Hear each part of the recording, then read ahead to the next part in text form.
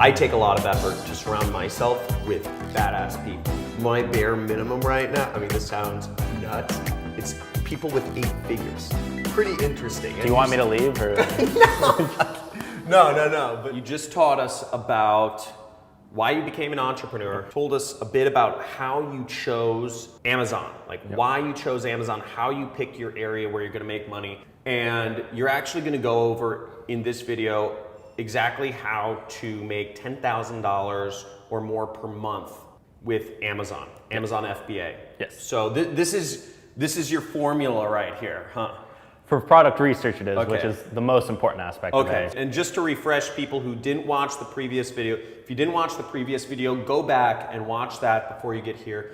But basically, the way Amazon FBA works is you choose a product that you like and that you believe is gonna sell well, and then you get it from China, and then you send it to Amazon, and Amazon sells it for you, they ship it for you, and then they pay you the money. The big trick is how to pick products that are going to make you money. And $10,000 a month is, I think, a good barometer for any good life.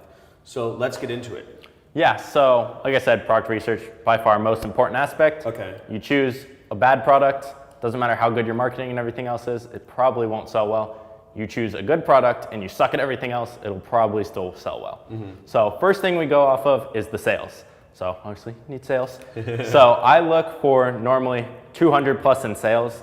Now it can vary on different categories. Sometimes I'll look for higher, but this is the minimum average I want to see. So normally I use a tool called Jungle Scout. It's a little Chrome extension. Okay. You click on a certain keyword and it'll pull all the data for the top listings for that keyword. Okay. So I then look at the top products on all those. I'll normally look at the top 10 or top 12, and I want to see at least the majority, probably I say 7 out of 12, meet this criteria of 200 plus in sales. So the 7 out of 12 of the top products in that category. So let's say I'm searching up camping hammocks for that keyword, because Amazon's all about ranking for different keywords. Yeah. My whole goal is to see where I think I can rank myself for that keyword. Okay. So I want to make sure that keyword is getting sales for those products. Okay. So when I search that keyword, I want the majority of people to have sales that I think I can get. So if they all have 100, I'm probably not going to be able to come in and get 200, because that's not what the market can hold. But if they all have 500, I might be able to get that. So over 200, we're good. Cool. So that's the demand aspect of it. Now reviews on Amazon are kind of how you gauge competition. Not 100%, but normally if you see someone with 1,000 reviews versus someone with 10, you're going to buy the one with 1,000 reviews. It's just feels more professional, more real to the person. Okay. A lot of people feel like there's fake reviews on Amazon, so that's why you do want to have a good amount of reviews, which is a whole different launching strategy, which we might go over later. But I go off of under 75 reviews because I want to see how many I think I can get. And now a lot of people think, what if I can just get 200 reviews? Can I rank that high? No, it doesn't work exactly like that. But if I see, again, the majority, so 7 of the first 12 listings being under 75 reviews, then I say, okay, that's not too competitive. I can probably go after that product. Now, a small little piece on this is you don't want products that are exactly all the same. So let's say everyone's selling a pen and it's the same pen every time because everyone sources it from Alibaba and it's the same thing. There's no differentiation. So you want to make sure you differentiate yourself. Third point is you want the price to be between $15 and $50. Reason for the 15 is you're just too low of profit. If you're not in that range, you won't be making more than $5 a sale because Amazon takes 15% of the sale price and then their fulfillment fee, which our whole goal is small and light products because that's what the fulfillment fee is based off of. So normally it's $3 to $4 a unit. So they're taking 15%, they're taking that, you're looking at $6 in fees right there, plus your product cost and shipping from China, which maybe it will say is $4. You're already looking at $10 in cost, so 5 profit. Reason for 50, anything over 50, people really have to think about purchasing. They might have to consult their spouse and whatnot. Anything in between this range is kind of a one-click buy, super easy. Nice. So that's the reason for that. And then the last one is brand equilibrium. So we want to see that it's not all dominated by one brand, that product. Like let's say someone used the example of like face masks. You don't want one brand to sell all the same ones, and you don't want to see huge brands like Under Armour and Nike, and you don't want to compete if they have a lot of listings in the top 12.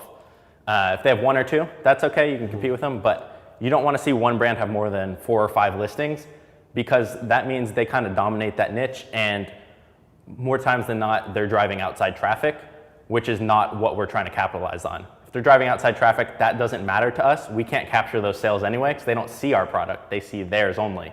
Whereas we're trying to capture the organic Amazon traffic. So if they're searching that keyword, they'll see us. But a lot of times with the big brands and whatnot, they're driving outside traffic, obviously.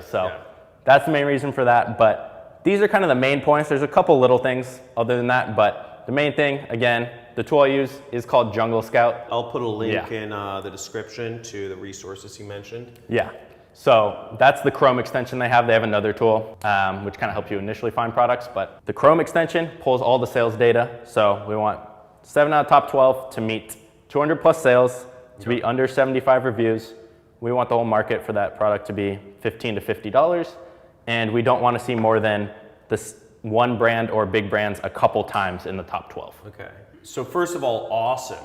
One question is, I mean, you broke it down pretty simply right here. If it's this easy, why isn't everybody doing this? Or is there more to it than just this? There's more to it.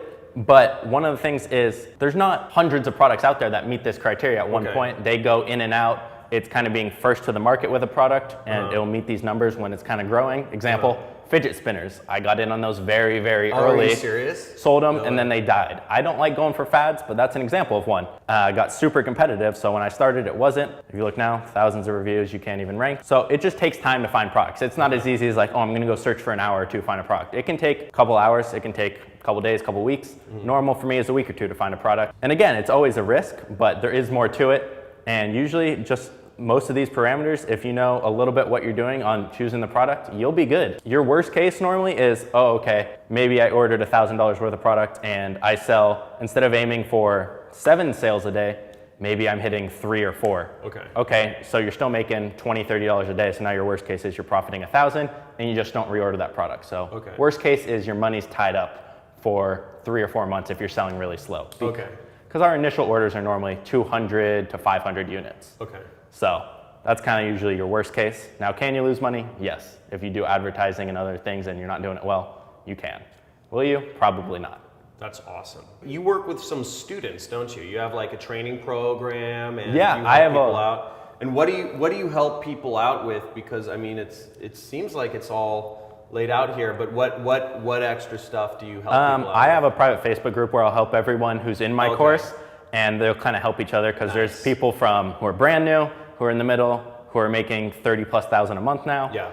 And we'll just all help each other out in there. The main thing is I'll review products they have. So like I said, the little Chrome extension, it's like an Excel sheet of data. They'll screenshot that and I'll analyze it for them and tell them, oh, that product's pretty good or too competitive or not enough sales or brand dominated. So it's when it gets close on these and they want me to review them, I will in that group. So that's badass. The most important aspect. We should actually talk about mentors soon. We should do something on mentors, but one thing I talk to my audience a lot about is just how you are the 5 people you surround yourself with. And if you surround yourself with only people who are employees, only people who are skeptical, only people who get paid an hourly wage or a monthly salary, it's not gonna be much help for you. You're not gonna get out of that because you're gonna be continually dragged back into that zone, especially if you're not connecting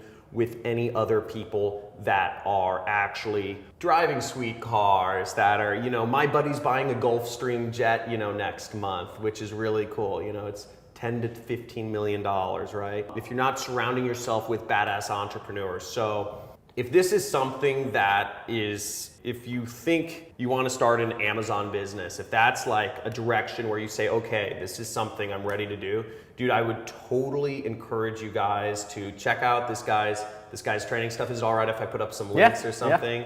And basically I'll put up some links to his private groups. I think that's awesome. And I take a lot of effort to surround myself with badass people. My bare minimum right now, I mean, this sounds nuts, it's people with 8 figures. people with 8 or 9 figure businesses or net worths. Pretty interesting. Do you want me to leave or? No. I still hang with all my crew, but you know what I'm saying. Yeah. Like, it's about, for me, it's, you know, leveling up. Awesome stuff, dude. Thank you so much for sharing this. Guys, make sure you leave comments. If you have any questions, put them in the comments right now. Let us know. I'll pull this guy's leg to answer some of them for you guys. Yeah, that's what I'm known for, is quick responses and answering Quick everything. response. So Okay, awesome. I'll be in the comments, don't worry. Awesome. So I'm gonna make sure this guy's in the comments. Give big thumbs up for this. This is freaking simple. I love it. It's easy. There's no reason for you guys not to be crushing it. Get out. If you guys are on a train to nowhere, if you guys are tired of watching your friends become successful around you, watching people have families or be happy or buy sweet cars or buy houses, and you're like, what am I doing? Guys, you have freaking right here, or, you know, my program, it's all out there. You guys just have to do something. So, dude, thanks again. Dude, awesome stuff. And let's do I'll put up a bonus video about mentors. I don't know if you've had any mentors, but we'll go over some of those influences and some of that stuff. So thanks for watching, guys. Subscribe, probably subscribe to my channel, subscribe to this guy's channel, and I will see you guys in the next video, guys. Stay tuned for the bonus video on mentors.